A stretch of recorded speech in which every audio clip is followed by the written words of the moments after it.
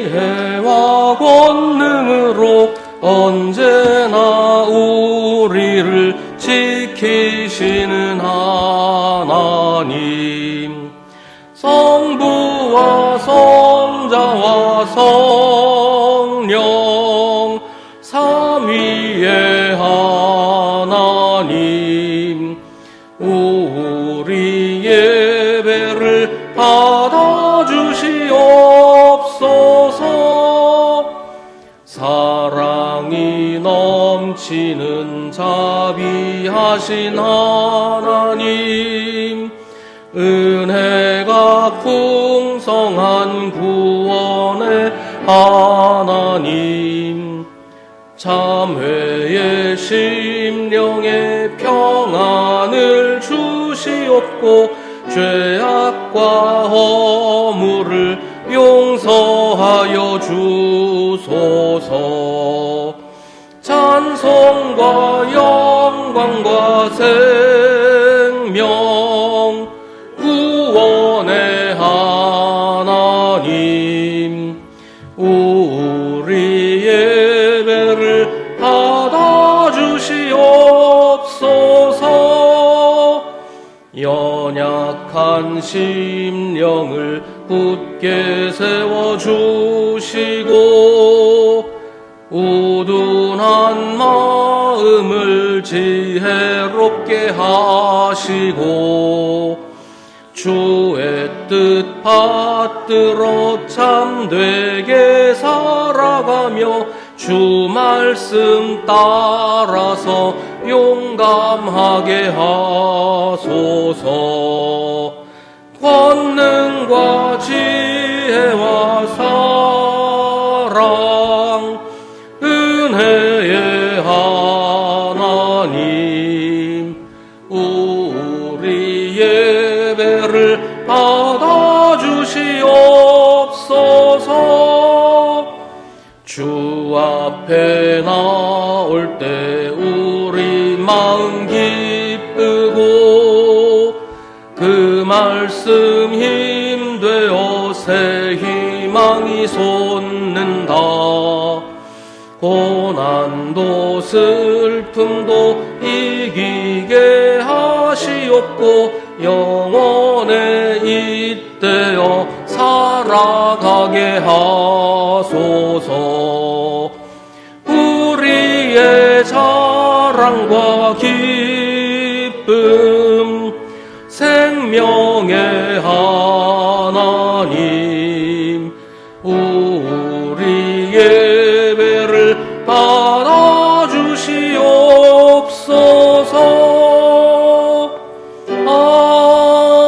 아멘. 여러분은 지난날의 생활 방식대로 허망한 욕정을 따라 살다가 썩어 없어질 그 옛사람을 벗어버리고 마음의 영을 새롭게 하여 하나님의 형상을 따라 참 의로움과 참 거룩함으로 지으심을 받은 새 사람을 입으십시오. 아멘.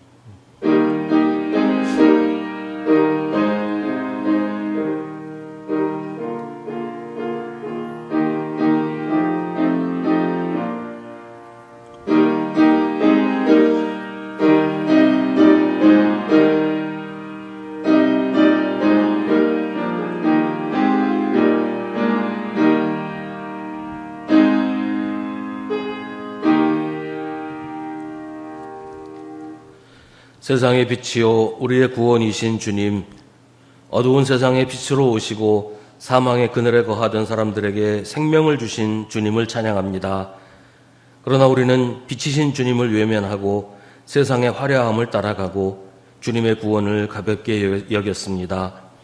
우리를 부르시는 주님의 음성에 귀를 닫고 세상의 요란한 소리에 귀를 기울였습니다.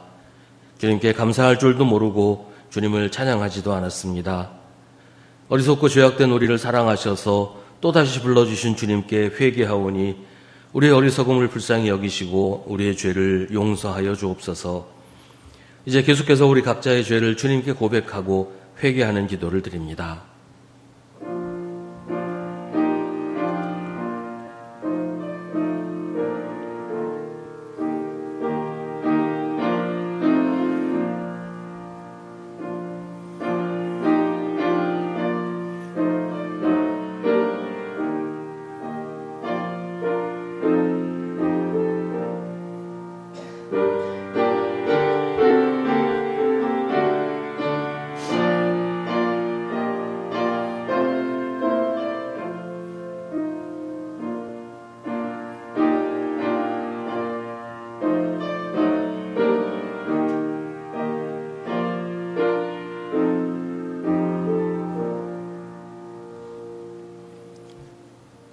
그리스도께서 교회를 위하여 자기 몸을 내어주신 것은 교회를 물로 씻고 말씀으로 깨끗하게 하여서 거룩하게 하시려는 것이며 티나 주름이나 또 그와 같은 것들이 없이 아름다운 모습으로 교회를 자기 앞에 내세우시려는 것이며 교회를 거룩하고 흠이 없게 하시려는 것입니다.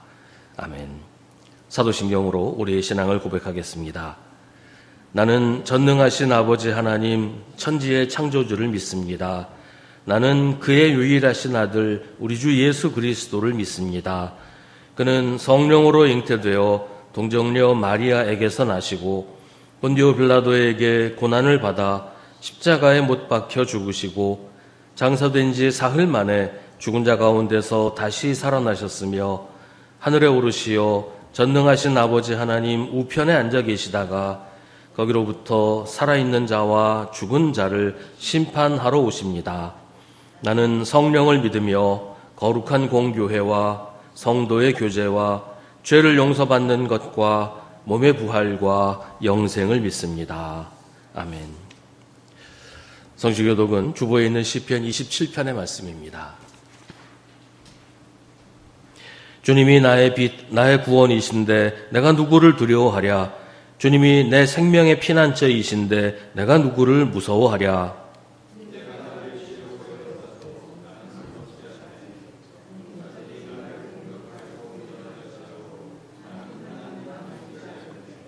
주님, 나에게 단 하나의 소원이 있습니다. 나는 오직 그 하나만 구하겠습니다.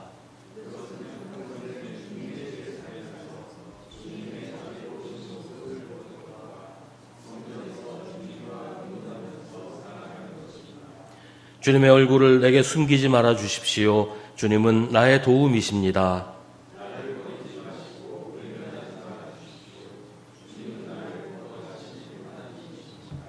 아멘.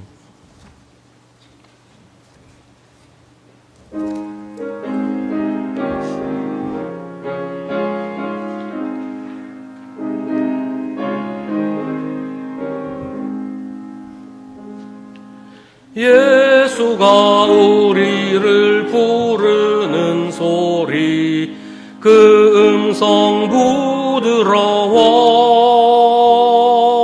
문 앞에 나와서 사면을 보며 우리를 기다리네.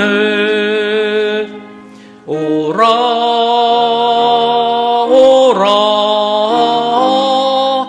방황치 말고 오라. 죄 있는 자들아 이리로 오라. 주 예수 앞에 오라. 간절히 오라고 부르실 때에 우리는 지체하랴. 주님의 은혜를 왜 아니 받고 못 들은 채 하려나. 오라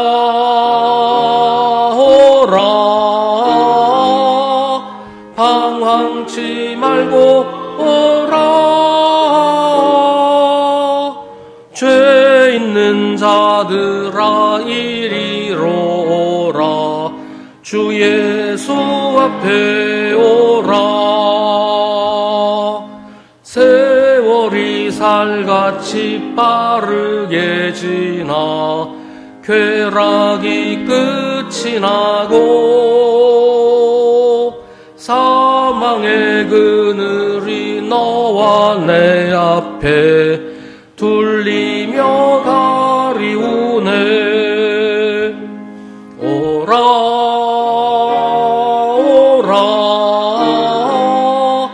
방황치 말고 오라.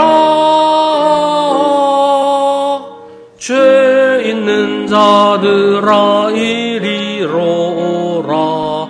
주 예수 앞에 오라. 우리를 위하여 예비해 두신 영원한 집이 있어. 죄 많은 나는 세상을 떠나게 될 때 영접해 주시겠네. 오라 오라 방황치 말고 오라.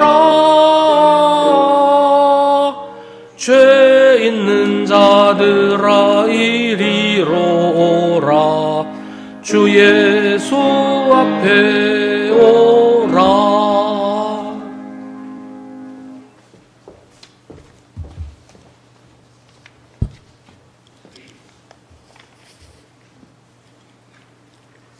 사랑의 하나님, 새해 1월의 마지막 주일 성도들과 함께 모여 예배 드리게 됨을 감사드립니다. 한 주간 동안 겪었던 모든 일들을 주님께 올려드립니다. 어려움 속에서도 지켜주심을 감사하며 혹여 부정한 생각과 행실로 하나님의 마음을 아프게 했다면 용서해 주시기를 간절히 기도합니다. 수성의 모든 성도들은 하나님의 부르신 뜻에 합당한 삶을 살아가도록 늘 기도하고 말씀 읽고 깨닫게 하시며 순종으로 수성 공동체를 세워 나아가게 하시어 하나님을 기쁘게 하며 또 하나님께 영광이 되게 하옵소서. 하나님, 저희 마음속에 있는 걱정과 두려움을 주님께 맡깁니다. 저희가 힘들 때에 위로와 사랑으로 감싸주시고 주님이 주시는 은혜로서 새로운 용기와 소망 안에 살게 하시며 매일매일 예수님의 인도함을 받을 수 있기를 원합니다. 26년 한 해에도 서로가 돌보아주는 아름다운 교회 되기를 기도합니다. 평화의 주님, 지구촌 곳곳에 폭동과 테러와 전쟁으로 수많은 사람들이 고통과 가난과 슬픔 속에 탄식하며 절망합니다. 최근 이란의 국민들이 종교적인 탄압이나 경제의 어려움과 또 문화적인 고통 속에 폭동의 극에 달하여 생명의 위협을 받으며 죽어가고 있습니다. 그 땅의 불의함과 악법들이 하나님의 방법과 능력으로 멸하고 또 빛과 소망이 그리고 평화가 이루어지기를 기도합니다. 또한 남과 북이 대치하고 있는 우리나라에 북한이 도발을 자행하지 않도록 이 나라를 지켜주시기를 기도합니다.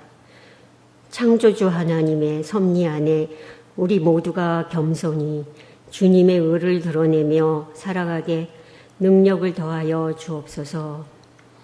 이 시간 말씀 전하실 목사님께 성령의 충만함 허락하여 주시며 힘을 얻고 돌아가는 귀한 시간이 되게 하여 주시옵소서.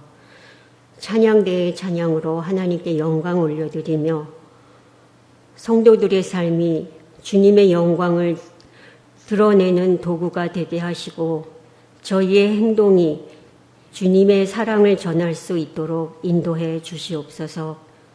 이 모든 말씀 예수님의 이름으로 기도합니다. 아멘.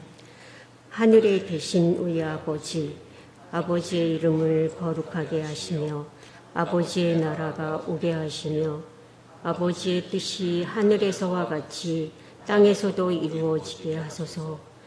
오늘 우리에게 일용할 양식을 주시고 우리가 우리에게 잘못한 사람을 용서하여 준 것 같이 우리 죄를 용서하여 주시고 우리를 시험에 빠지지 않게 하시고 악에서 구하소서. 나라와 권능과 영광이 영원히 아버지의 것입니다. 아멘.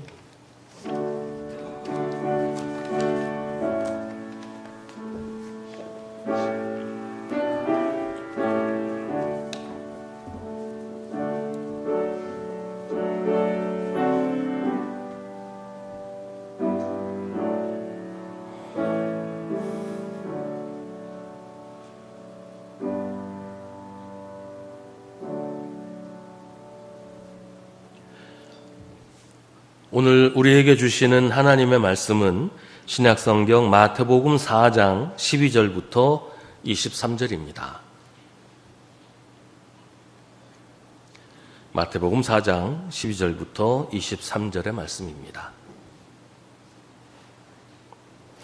하나님의 말씀을 봉독하겠습니다. 이 말씀을 통해 하나님의 음성을 들으시기 바랍니다. 예수께서 요한이 잡혔다고 하는 말을 들으시고 갈릴리로 돌아가셨다.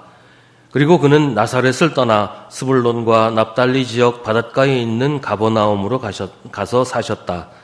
이것은 예언자 이사야를 시켜서 하신 말씀을 이루시려는 것이었다. 스불론과 납달리 땅, 요단강 건너편 바다로 가는 길목, 이방 사람들의 갈릴리, 어둠에 앉아있는 백성이 큰 빛을 보았고 그늘진 죽음의 땅에 앉은 사람들에게 빛이 빛이었다. 그때부터 예수께서는 회개하여라, 하늘나라가 가까이 왔다 하고 선포하기 시작하셨다.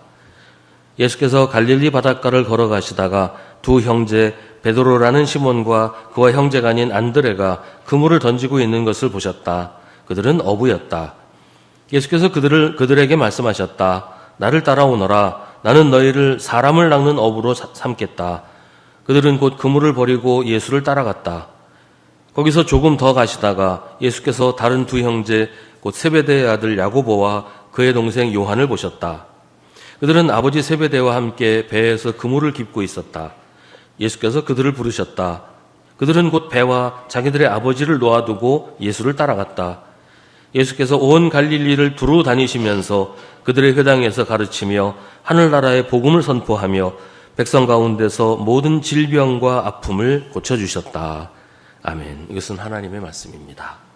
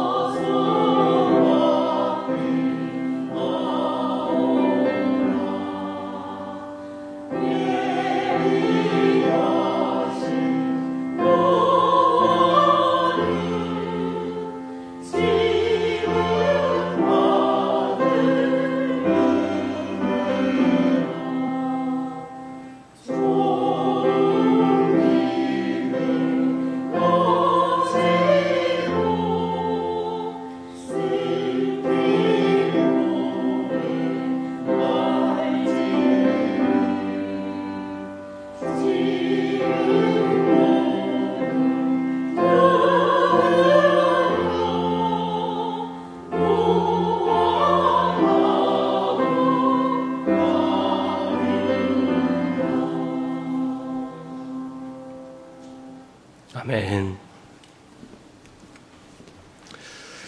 성경에 복음서가 4권이 있지요. 어떤 사람은 어차피 같은 예수님 이야기인데 굳이 4권이나 있을 필요가 있나. 그래서 4복음서를 하나로 묶어서 하나로 합쳐서 한 권의 책으로 만들려고 했습니다. 여러 사람들이 그렇게 했었죠. 근데 그런 책들은 별 반응을 얻지 못하고 흐지부지 사라지곤 했습니다. 하나님이 일부러 4권으로 만드신 책을 사람이 하나로 묶어 놓는다고 그 책이 가치가 있어지는 게 아니란 말이죠. 이건 오히려 하나님의 뜻과 맞지 않기 때문에 별 반응 얻지 못하게 된 것이라고 봅니다. 복음서가 4권인 것이 하나님의 뜻입니다. 똑같이 예수님의 말씀과 사역을 기록했고 겹치는 부분이 대부분이지만 그런데도 이렇게 하신 것은 그래야 할 이유가 있었기 때문일 겁니다. 복음서는 누가 자리 잡고 앉아서 처음부터 끝까지 쭉 써내려간 그런 책이 아니에요. 대부분의 신흥 종교에서 경전이라고 하는 책들은 이제 그런 식으로 기록이 됐다고 하지요. 교주라고 하는 사람이 계시를 받아서 한 번에 써내려갔다 이렇게 얘기를 합니다. 하지만 복음서는 그런 식으로 기록되지 않았어요. 처음에는 예수님의 말씀이 있었죠. 예수님이 하신 말씀이나 예수님이 하신 일들이 입에서 입으로 구전으로 전해지다가 차츰 단편적으로 기록이 되었고 그렇게 기록된 것들이 나중에 하나로 묶여져서 복음서가 되었습니다. 누가복음이 그걸 알려줍니다. 우리 가운데서 일어나는 일들에 대하여 차례대로 이야기를 엮어내려고 손을 댄 사람들이 많이 있었습니다. 그들은 이것을 처음부터 말씀의 목격자요 전파자가 된 이들이 우리에게 전하여 준 대로 엮어냈습니다. 나도 모든 것을 시초부터 정확하게 조사하여 보았으므로 가깝게 그것을 순서대로 써드리는 것이 좋겠다고 생각하였습니다. 이 4복음서는 각각 예수님을 보는 관점이 다릅니다. 예수님의 모습을 여러 방향에서 쳐다보았고 자기가 본 그 관점대로 기록을 한 거예요. 그러니까 각각 강조하는 부분이 다르고 읽는 독자가 다릅니다. 그래서 4개의 복음서가 필요했던 겁니다. 4복음서를 나란히 놓고 각자의 관점에서 읽으면 예수님의 모습이 입체적으로 드러납니다. 이걸 하나로 합쳐버리면 그 입체감은 다 사라지고 그냥 밋밋한 그런 모습만 남게 되죠. 그럼 우리가 예수님을 제대로 알 수가 없게 되어버리고 말아요. 우리가 지난주에 읽었던 말씀에서 베드로와 안드레가 예수님의 제자가 되는 내용이 있었잖아요. 근데 그 내용과 오늘 말씀에서 소개하는 내용이 좀 다릅니다. 물론 설명을 하자면 얼마든지 설명이 가능하지만 그러나 이걸 굳이 설명해서 두 이야기를 하나로 합치는 건 바람직하지 않다는 거예요. 오히려 서로 부딪히는 부분이 있더라도 두 이야기를 둘 다 그대로 읽는 것이 복음서를 4개씩이나 우리에게 주신 하나님의 뜻이라고 믿습니다. 오늘 말씀은 예수님이 세례 요한에게 세례를 받으시고 광야에서 악마에게 시험당하신 직후의 일을 말해줍니다. 예수님이 세례 요한이 잡혔다고 하는 소식을 들으셨어요. 아마도 헤롯한테 잡혀서 감옥에 갇힌 그 일을 말하는 것일 겁니다. 예수님은 그 소식을 들으시고 갈릴리로 돌아가셨습니다. 여기서 예수님이 그 소식을 들으시고 갈릴리로 가셨다는 말은 그 소식을 들으셨기 때문에라고 하기보다는 들으신 후에라고 이해하는 것이 맞습니다.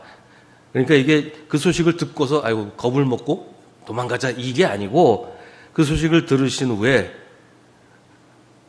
예수님이 이제는 내가 본격적으로 활동할 때가 되었다. 세례 요한이 나를 예비하던 세례 요한의 시간이 지나고 이제는 내가 본격적으로 사역을 시작하는 그 때가 되었다라고 생각하셨다고 보아야 할 것입니다.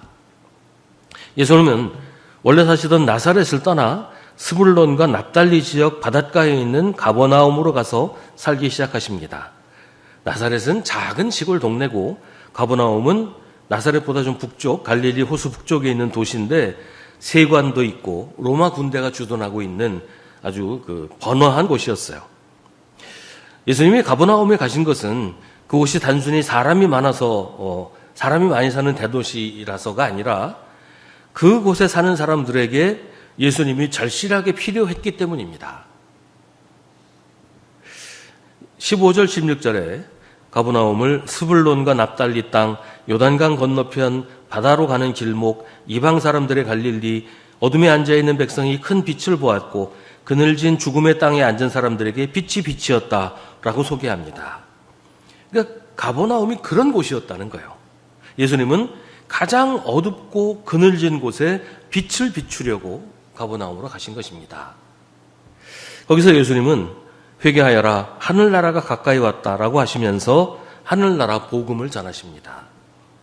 예수님이 가버나움에 가신 것은 구약의 예언이 성취된 것이라고 오늘 말씀은 설명을 하는데, 이 말은 예수님이 구약에 기록된 그 각본대로 움직이신다라는 말이 아니고 오래전부터 계획하신 하나님의 뜻을 하나씩 하나씩 이루어 가신다. 하나님의 뜻에 순종하신다라는 뜻입니다. 회개하여라 하늘나라가 가까이 왔다. 이 말씀은 예수님이 선포하신 복음의 핵심이에요. 가버나움을 포함해서 갈릴리 지방은 전부터 이방인의 갈릴리라고 불리는 지역이었어요. 이것은 갈릴리 지방을 비하하고 거기 사는 사람들을 정죄하는 표현이었어요. 유대인들은 이방인과 접촉하는 것을 율법을 어기는 것으로 보았어요. 이방인과 접촉하면 부정해진다, 죄인이 된다. 그래서 이방인과 접촉하는 사람들을 죄인으로 규정을 했단 말이죠. 그런데 이건 자기 모순일 수밖에 없어요. 이방인과 접촉하지 않고서는 유대인들이 생존할 수가 없었기 때문이에요. 이방인의 나라에서 수입도 해야 하고 그쪽으로 수출도 해야 돼요. 그래야 먹고 살 수가 있어요. 그러니까 누군가는 그 일을 해야 되잖아요. 그런데 그런 일은 그 이방 나라와 경계를 맞대고 있는 갈릴리 같은 지역에 사는 사람들의 몫이었어요. 그러니까 거룩한 척하는 유대인들이 갈릴리 사람들 덕분에 먹고 살면서도 이방인과 접촉하는 갈릴리 사람들을 무시하고 천대했다는 겁니다. 그렇게 갈릴리 사람들은 죄인으로 여겨졌어요. 그런데 예수님은 갈릴리 사람들을 향해서 회개하라고 선포하십니다. 이것은 예수님도 갈릴리 사람들을 죄인 취급하신다는 말이 아니에요. 예수님이 회개하라고 하시는 것은 갈릴리 사람들이 더 큰 죄를 지었고 더 많은 죄를 지었기 때문이 아닙니다. 다른 사람들에 의해서 거룩하다고 하고 믿음 좋다고 하는 다른 사람들에 의해서 정죄당하고 죄책감에 사로잡혀 살고 있는 사람들에게 이제는 지난날의 삶에서 떠나라. 이제 더 이상 옛날처럼 살지 말라는 선포입니다. 더 이상 죄책감에 사로잡혀 살지도 말고 더 이상 죄에 눌려 살지도 말고 이제는 죄에서 떠나라는 거죠. 이제 새로운 세상이 시작할 터이니 죄인 취급당하며 살던 죄에 묶여 살던 지난날의 나로부터 벗어나라는 겁니다. 예수님이 말씀하시는 하나님의 나라는 우리가 흔히 생각하는 것처럼 죽어서 가는 나라가 아니에요. 만약에 지금 예수님이 죽어서 가는 하늘나라를 말씀하고 계신다면 이제 곧 너희가 죽을 것이니 죽기 전에 회개하라, 그런 날이 되잖아요. 근데 예수님이 그런 뜻으로 말씀하시는 건 아니에요. 여기서 말하는 하늘나라는 새 하늘과 새 땅, 새로운 나라인데 우리의 새로운 삶이 시작된다는 말입니다. 하늘나라는 주기도문에서 알려주시는 것처럼 하나님의 뜻이 하늘에서 이루어진 것처럼 땅에서도 이루어지는 것입니다. 그게 하늘나라예요. 그러니까 회개하여라 하늘나라가 가까이 왔다는 선포는 이제 이전의 삶에서 떠나서 하나님의 뜻에 합당하게 살아라. 이제는 사람의 뜻, 사람의 욕망에 따라 사는 삶에서 떠나 세상에서 하나님의 뜻이 이루어지게 하는 삶, 하나님의 뜻대로 사는 삶을 살라는 말입니다. 우리가 자주 부르는 찬송, 나 같은 죄인 살리신을 작사한 존 뉴턴 목사님은 원래부터 신앙심이 깊은 사람이 아니었어요. 오히려 그는 잔인하고 난폭한 사람이었고 아프리카에서 흑인들을 사냥해서 노예로 팔던 노예선의 선장이고 악명 높은 노예 사냥꾼이었습니다. 그는 하나님을 비웃고 저주했고 도덕적으로도 타락한 삶을 살았습니다. 주변 사람들은 뉴턴을 짐승보다 못한 사람이라고 불렀다고 해요. 그런데 1748년 3월 뉴턴이 탄 배가 대서양에서 거대한 폭풍우를 만나 거의 침몰할 지경이 되었습니다. 배에 물이 차오르고 죽음이 눈앞에 다가온 순간 뉴턴은 생애 처음으로 진심 어린 기도를 합니다. 주님, 우리에게 자비를 베푸소서. 놀랍게도 배는 기적적으로 침몰을 면했고 뉴턴은 무사히 육지에 도착했습니다. 이 사건은 그의 인생을 송두리째 바꾸는 회심의 계기가 되었습니다. 죽음의 순간에서 살아남은 그는 자신의 과거를 진심으로 회개하면서 완전히 다른 삶을 살기 시작합니다. 뉴턴은 자신이 했던 일이 얼마나 끔찍한 죄였는지 깨닫고서 노예제 반대 운동에 앞장을 서기 시작합니다. 뉴턴의 노예제 반대 운동은 훗날 영국의 노예제 폐지 운동가인 윌리엄 윌버포스에게 큰 영향을 주어서 영국에서 공식적으로 노예제도가 폐지되도록 하는데 결정적인 역할을 합니다. 존 뉴턴은 늦은 나이에 공부해서 목사가 되었고 평생을 가난하고 소외된 사람들을 돌보며 살았습니다. 그리고 자신의 과거를 회상하며 나 같은 죄인 살리신 어메이징 그레이스라는 찬송가의 가사를 쓴 겁니다. 존 뉴턴은 죽기 전 자신의 묘비명에 이렇게 적어달라고 유언을 남겼습니다. 한때 불신자였고 방탕했으며 아프리칸 노예의 종이었던 존 뉴턴은 우리 주 예수 그리스도의 풍성하신 자비로 살아남게 되었고 소생케 되었으며 용서를 받아 오랫동안 그가 멸하려고 수고했던 그 신앙을 전할 사명을 받았다. 우리가 존 뉴턴같이 나쁜 일을 하지는 않았더라도 이전의 삶, 나의 유익을 최고의 목표로 삼고 살던 삶, 나만을 위해 살던 삶에서 벗어나 이제는 하나님의 뜻을 이루는 것이 삶의 목표가 되는 삶을 살라고 예수님이 말씀하시는 거예요. 회개하라, 하늘나라가 가까이 왔다. 예수님이 회개하라고 하시는 것은 개인적인 죄, 신앙적인 죄에서 회개하는 것만을 말씀하시는 것이 아닙니다. 하나님의 뜻에는 별 관심 없이 살던 삶에서 벗어나 이제는 이 땅에 하나님의 뜻이 이루어지게 하는 일을 하면서 살라는 그런 말씀입니다. 예수님은 그런 새로운 삶이 어떤 것인지를 제자를 부르시는 사건을 통해서 우리에게 알려주십니다.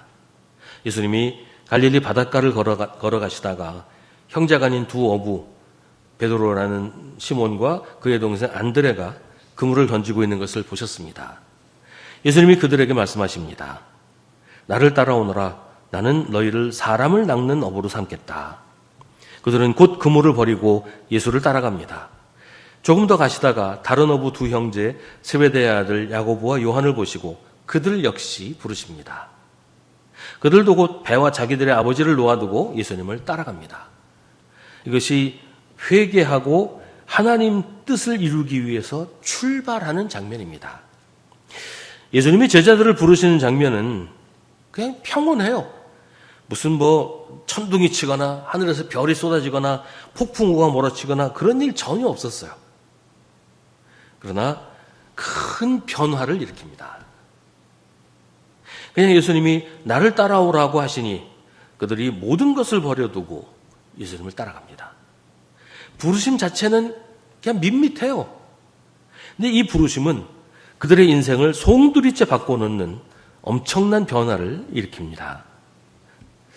예수님이 우리를 부르실 때도 그렇죠. 예수님이 우리에게 찾아오셔서 우리에게 나를 따라오라고 하십니다. 큰 소리를 지르시는 것도 아니고 무슨 천둥이 치고 지진이 일어나는 것도 아니에요. 그런데 예수님을 따른다고 하는 건 때로는 부담스러워요. 오늘 말씀에도 보면 직업도 버리고 재산도 포기하고 가족도 버립니다. 우리도 그래야 하는 것일까요? 예수님을 따르려면 베드로처럼 직업을 버려야 할까요? 요한처럼 가족도 버려야 할까요? 나중에 예수님을 찾아온 젊은 관원처럼 재산도 다 포기해야 예수님을 따라갈 수 있는 것일까요? 그런데 성경을 읽고 있으면 또 다른 이야기를 발견하게 됩니다. 나중에 베드로가 예수님을 자기 장모의 집에 초대합니다. 세베대의 아들들도 그 어머니가 예수님을 찾아와서 자기 아들들을 높은 자리에 앉게 해달라고 요청합니다.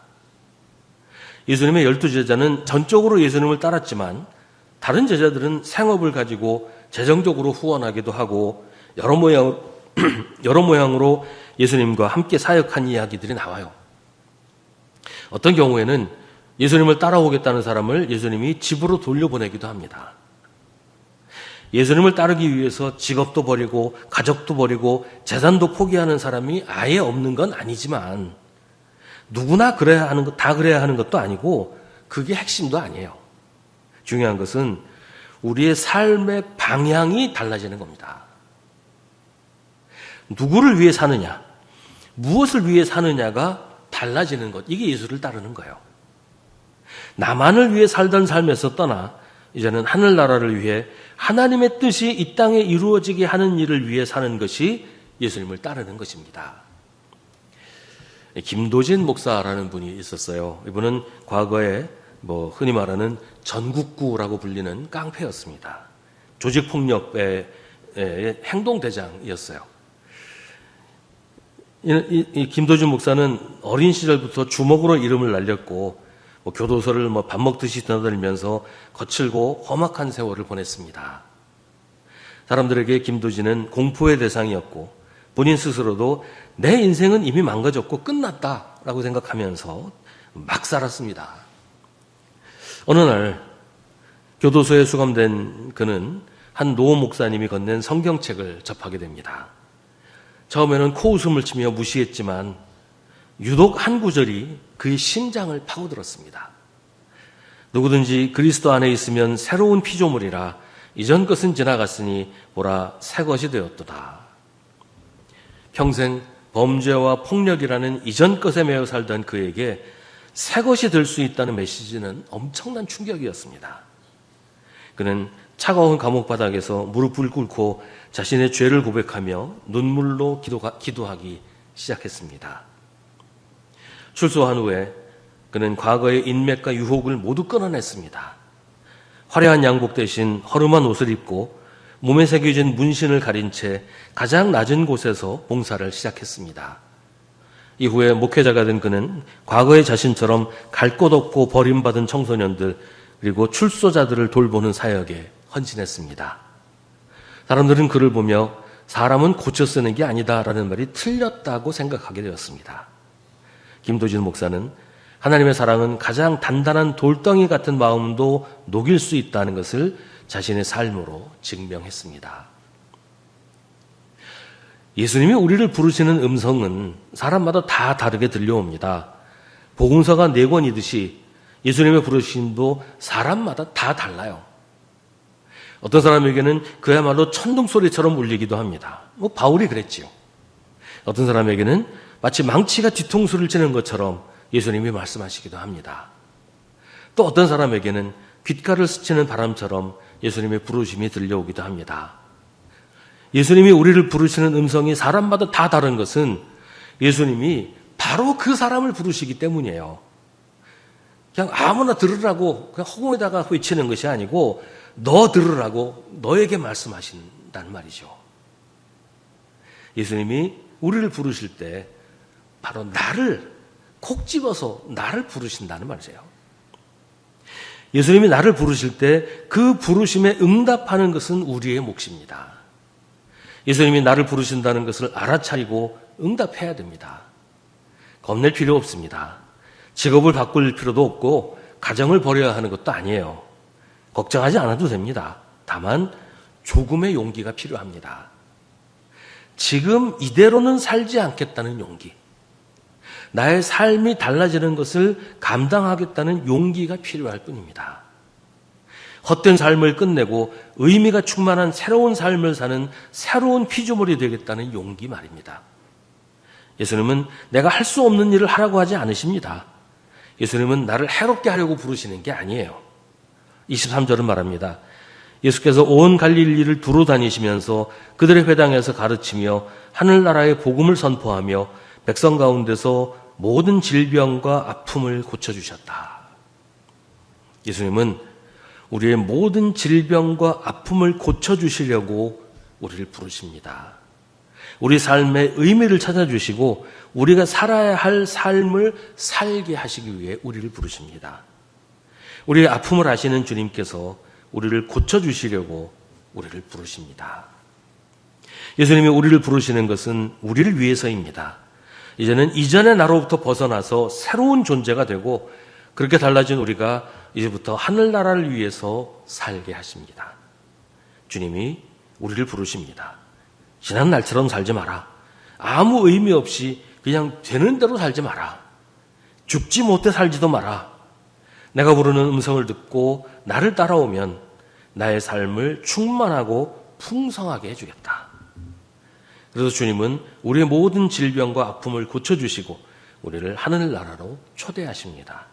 그리고 지금 여기서 하늘나라의 삶을 살게 하십니다. 여기 모여 예배하는 우리는 주님의 부르심을 듣고 여기까지 나온 거잖아요. 이 발걸음을 멈추지 마십시오. 주님을 따라 사는 삶을 중단하지 마십시오. 여기까지 왔으니 됐다. 올 만큼 왔다. 그게 아닙니다. 지금도 주님은 나를 따라오라고 우리를 부르십니다. 너 거기 서 있는 그 자리에 멈추지 말고 나를 따라오너라.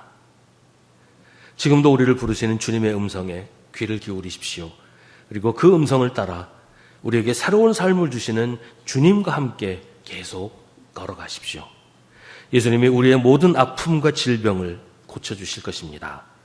우리가 지금 여기서도 하늘나라를 살게 하십니다.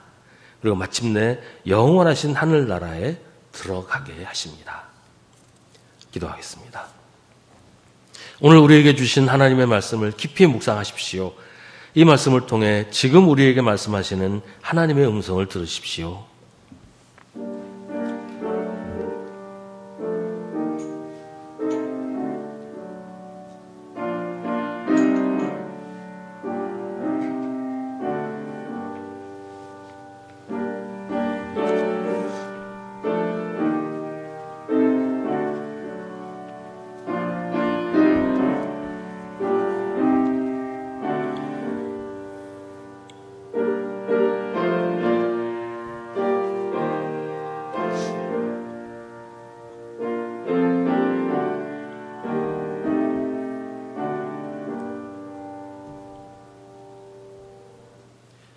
하나님, 나를 따라오라고 부르시는 주님의 음성에 귀를 기울이게 하여 주옵소서. 세상의 요란한 소리들 중에서도 주님의 음성을 분별하게 하시고 오직 그 음성만 따르게 하여 주옵소서. 주님 뜻대로 사는 것을 두려워하지 말게 하여 주옵소서. 주님이 우리를 해롭게 하시지 않는다는 사실을 분명히 믿고 순종하게 하옵소서. 그리하여 우리 앞에 놓인 생명의 길로만 가게 하여 주옵소서. 예수님의 이름으로 기도하옵나이다. 아멘.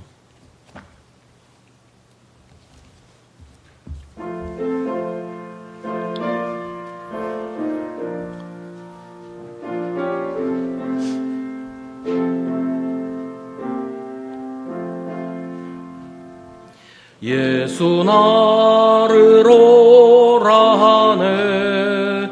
예수 나를 오라 하네. 어디든지 주를 따라 주와 같이 가려네. 주의 인도하심 따라 주의 인도하심 따라 어디든지 주를 따라 주와 같이 가려네. 겟세마네 동산까지 주와 함께 가려 하네. 피땀 흘린 동산까지 주와 같이 함께 가려네. 주의 인도하심 따라 주의 인도하심 따라 어디든지 주를 따라 주와 같이 가려네. 심판하실 자리까지 주와 함께 가려 하네. 심판하실 자리까지 주와 함께 가려네. 주의 인도하심 따라 주의 인도하심 따라 어디든지 주를 따라 주와 같이 가려네. 주가 크신 은혜 내려 나를 항상 돌보시고 크신 영광 보여주며 나와 함께 가시네. 주의 인도하심 따라 주의 인도하심 따라 어디든지 주를 따라 주와 같이 가려네.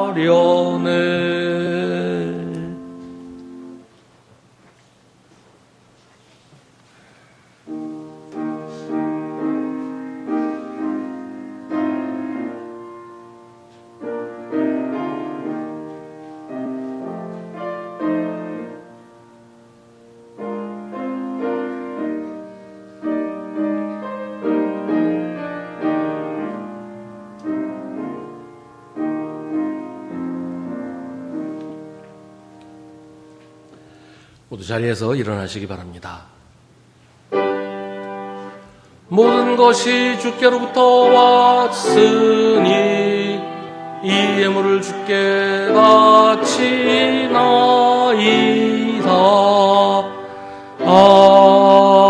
아멘. 사랑하는 하나님, 주님을 예배하기 위해 저희들 한자리에 모였습니다. 저희를 불러주신 주님께 감사드리며 저희 예배를 받으시는 하나님께 찬양을 드립니다. 이 시간 주님께 저희의 마음을 물질에 담아 바칩니다. 이것은 주님이 이 물질의 주인이심을 고백하는 저희의 신앙 고백입니다. 주님께서 기쁘게 받아주시고 이 물질을 주님 뜻대로 사용하여 주옵소서. 저희가 항상 주님께서 세상 만물의 주인이심을 잊지 말게 하시옵소서. 물질에 우리의 소망을 두고 물질을 따라 살면서 물질을 섬기며 살지 않게 하시고 저에게 필요한 모든 것은 주님께서 넉넉히 주실 줄 믿고 늘 감사하는 마음으로 살아가게 하시옵소서. 1월도 벌써 마지막 주일이 되었습니다. 새해가 시작된 지 벌써 한 달이 다 돼갑니다. 다시 한번 마음을 가다듬고 주님의 뜻을 헤아리고 주님께 순종하며 살아가게 하시옵소서. 주님이 저희에게 주신 귀한 시간들을 주님 뜻대로 사용하게 하시며 시간이 빨리 흐른다고 조급해하지 말고 성령께서 이끄시는 대로 주님과 함께 한 걸음씩 나아가게 하옵소서. 주님, 어려운 일을 겪으며 힘든 상황에 있는 성도들 기억하여 주시고 위로하여 주옵소서. 주님은 전능하시오니 주님의 손길로 보듬어 주시고 막아주시고 붙잡아 주시옵소서. 우리가 기도할 때 귀 기울여 들으시고 우리의 기도에 가장 좋은 것으로 응답하시는 주님을 의지하게 하시고 주님의 능력을 생생하게 경험하게 하여 주옵소서. 이제 1월의 마지막 주간을 맞이합니다. 한 주간 살 때에도 주님께서 지켜주시고 주님을 기쁘시게 하는 삶을 살도록 인도하여 주옵소서. 예수님의 이름으로 기도하옵나이다. 아멘.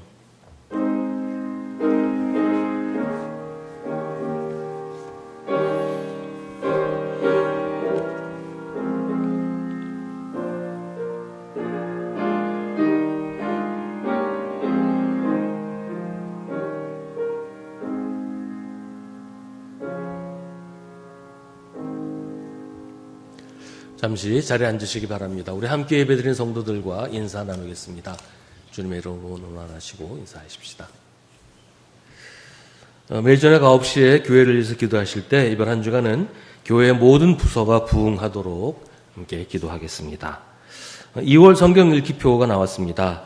우리 2025년 성경 일독하신 분들 오늘까지 말씀을 해주시기 바랍니다. 그래야 상품 시상 준비할 수가 있으니까요. 오늘까지 마감하겠습니다. 매월 마지막 주일은 사랑의 헌금을 봉헌하는 날입니다. 사랑연금은 도움이 필요한 이웃을 위해 사용됩니다. 2부 예배 후에 교구별 모임을 합니다. 오늘 오후 1시 30분에 당회실에서 1월 정기당회를 모입니다. 다음 주 성경 공부 후에 2월 정기 재직회를 합니다. 이번 주 수요기도에는 충성교구에서 주관하는 구역연합 예배입니다. 교구별로 서로 연락하셔서 모이기에 힘쓰시기를 바랍니다.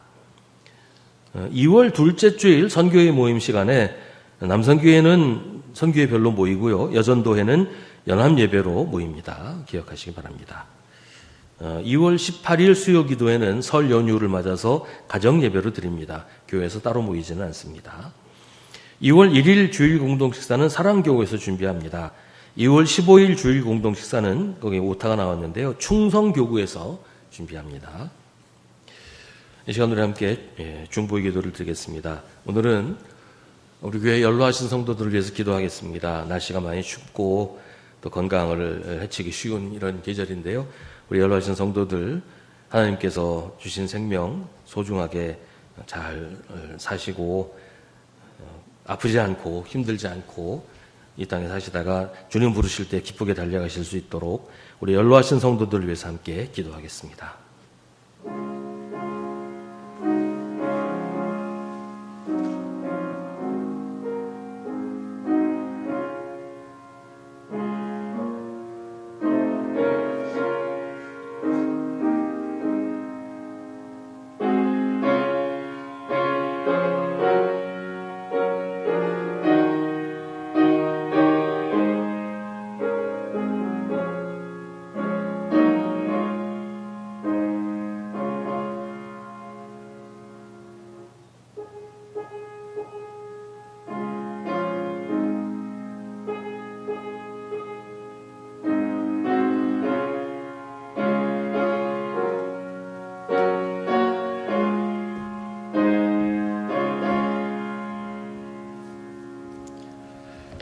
모두 자리에서 일어나시기 바랍니다.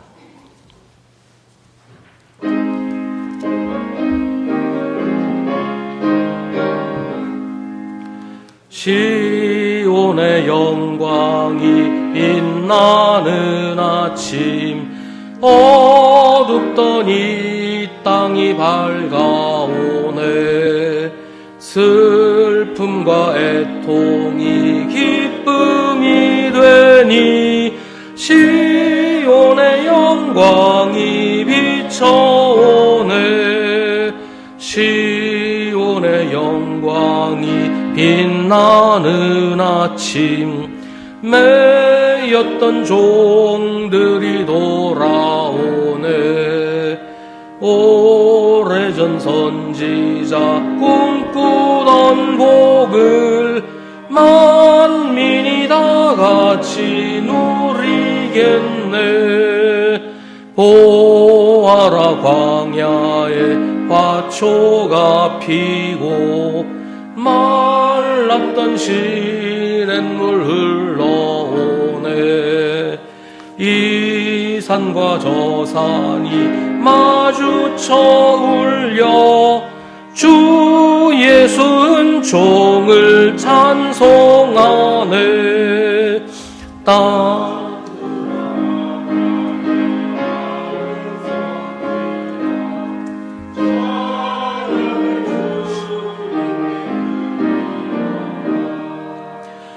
싸움과 죄악이 가득한 땅에 찬송이 하늘에 사무치네. 아멘.